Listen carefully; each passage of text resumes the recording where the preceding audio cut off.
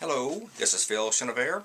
I'm going to talk to you tonight about compression, the marvelous tool built into Audacity 1.3, which allows you to take care of spikes. I like to call it spikes be gone. Let's look at a track here. Okay, this is a sample of a track that cries out for compression. I don't always make pretty tracks, and like I said, most every track I make, I have to reduce spikes because I'm a little bit too loud. So a spike means that when you're speaking, your volume gets higher. This is higher, this is lower right here. Some of these are very low. In fact, a lot of these are way too low and I would need to amplify them. However, if I were to try to amplify them, you'll see that I can go up to 0. That's because some spike along here is actually hitting the top. It won't let me amplify this anymore. So I wish there was a program that would reduce the size of these spikes and yet not affect the soft portions. Leave everything here alone. And there is. Some young gentleman or old gentleman by the name of Dominic Mazzoni made this. Now all of these are some settings that I'll discuss in a minute, but right now let's just say I'm going to reduce this, and I do. I run the compressor, and this here is what would result. What I did was I chopped these down in half. Now this is a good time to look at the settings. You have various settings here. The most important ones are threshold and ratio. The other ones, the noise floor, attack, and decay time, I'm going to suggest that you leave these alone. So the threshold is the volume level at which the compression starts to be applied. For example, the threshold means at a negative 14 decibels. As soon as one of these spikes reaches that high, it will start squishing it down. Now, with the ratio of 2:1 means how much will it squish it.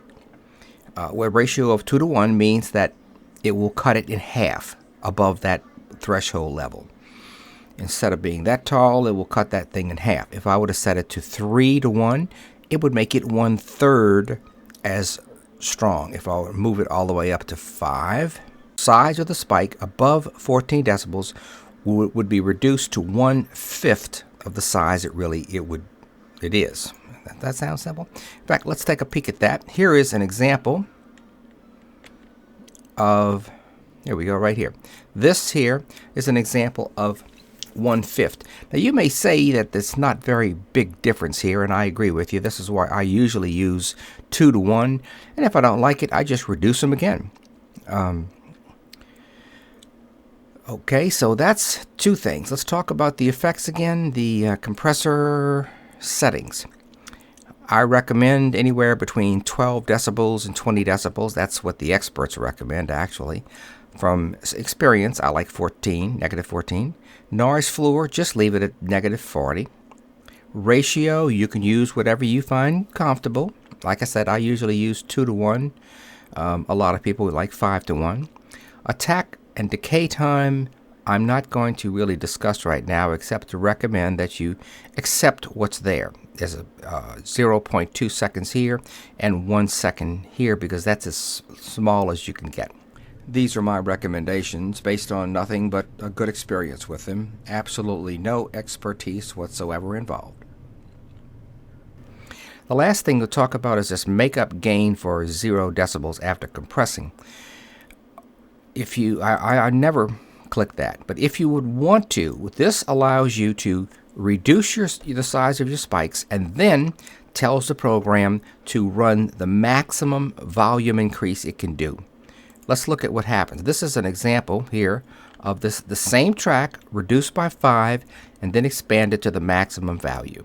You can see that it stops because some of these hit at the top.